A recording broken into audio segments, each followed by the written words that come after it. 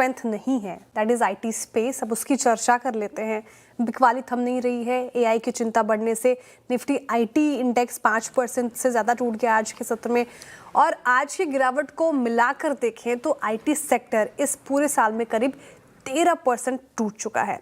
ऐसे में निवेशकों के मन में, इन्वेस्टर्स के मन में ये सवाल उठ रहा है कि इस सेक्टर में अब क्या करना चाहिए। इस सेक्टर के पॉजिटिव और नेगेटिव पक्ष बताने के लिए मेरे सहयोगी नुपुर और आशीष मौजूद हैं।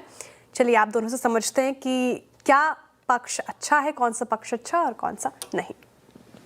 बिल्कुल श्रेया, जो कलर आज लाल में दिख रहा है वो है आईटी, और काफ़ी सारे स्टॉक्स आपको सिर्फ लाल निशान में ही दिखेंगे। और एआई का जो फियर यहाँ पे निकल के आया है, उसके बाद चाहे वो मिड कैप हो, लार्ज कैप हो, कोई भी नाम उठा के देख लीजिए, कमजोरी यहाँ पे आपको दिख रही है। बिगेस्ट डिस्ट्रप्शन कहा जा रहा है। आशीष, बहुत डिफिकल्ट होगा आपके लिए, अपॉर्चुनिटी के नाम पे आप तर्क मत दीजिएगा, क्योंकि अपॉर्चुनिटी होती है तो डिस्ट्रप्शन भी होता है, और डिस्ट्रप्शन होता है तो यही हाल होता है मार्केट में। लाल निशान में आपको स्टॉक्स इसलिए नजर आ रहे हैं। बिल्कुल, इतनी बड़ी गिरावट के बाद टफ काम है, लेकिन आप समझिए इस बात को कि ये ओवर रिएक्शन माना जाएगा।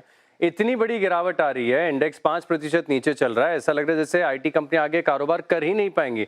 ऐसे तो हो नहीं सकता। दरअसल अगर आप देखें तो मार्केट इसको थ्रेट की तरह ले रहा है। बात ठीक है, थोड़ा थ्रेट हो सकता है, लेकिन आप इस चीज को भी समझिए कि आपदा में अवसर, ये जो एआई का इस्तेमाल हमारी कंपनीज भी करेंगी, इससे और अपॉर्चुनिटीज यहाँ पर खुलेंगी। अपॉर्चुनिटीज डेफिनेटली खुलेगी, लेकिन रेवेन्यू के फ्रंट पे जो है वहां पे डाउन साइज दिख सकता है। इनफैक्ट जो डबल डिजिट ग्रोथ हम आईटी कंपनीज में देखते थे वो शायद अब नजर ना आए। इंडस्ट्री एक्सपर्ट्स का यही मानना है कि डबल डिजिट की ग्रोथ देखने को नहीं मिल सकती। आप डील विन देखिए ना Q3 के, कितनी बढ़िया देखने को मिली। कन्वर्ट नहीं हुई तो डील विन्स का कोई सेंस नहीं बनता। टॉप लाइन और बॉटम लाइन का इंपॉर्टेंस आप और मैं और मार्केट वाले तो जानते ही है, तो उस पर आपको फोकस रखना है। और नए रेवेन्यूज जितने भी आने वाले हैं उनका जो साइज होगी वो छोटी होगी। देखिए, एआई पर निवेश भारतीय कंपनियों ने भी किया है, थोड़ा पीछे चल रही हैं, लेकिन आप इस चीज को समझिए कि जैसे कोफोर्ज ने Q3 में क्या बताया था कि कुछ सालों में $2 बिलियन से ज्यादा की रेवेन्यू वो एआई के माध्यम से कमाएंगे। टीसीएस ने अपना 5 जो पॉइंट का प्लान दिया था कि कैसे वो एआई के अडॉप्टेशन से बढ़ेंगे।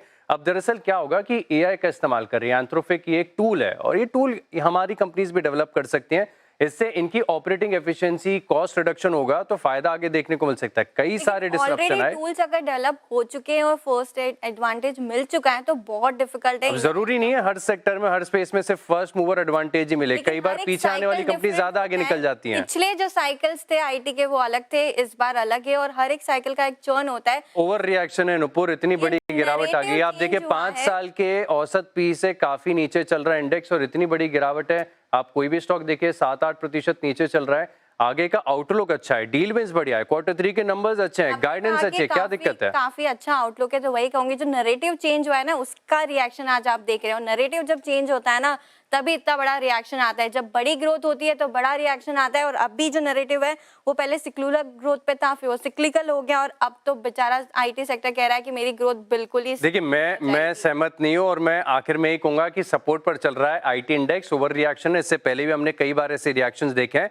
की मॉनिटर बोलेगा कि यहाँ से बाउंस बैक कैसे करें, लेकिन फिलहाल के लिए ऐसा लग रहा है कि ये जो रिएक्शन आया है मार्केट ने कुछ ज्यादा ही ओवर एस्टिमेट कर लिया है। इतना बड़ा थ्रेट नहीं है, थोड़ा बहुत इंपैक्ट आ सकता है। लेकिन ब्रोकरेज हाउस भी आज फेवर में ही करेंगे मेरे को, क्योंकि सिटी का यही मानना है कि नैरेटिव चेंज हुआ है और उसकी वजह से इतना बड़ा इंपैक्ट आज आप देख रहे हैं। बिल्कुल।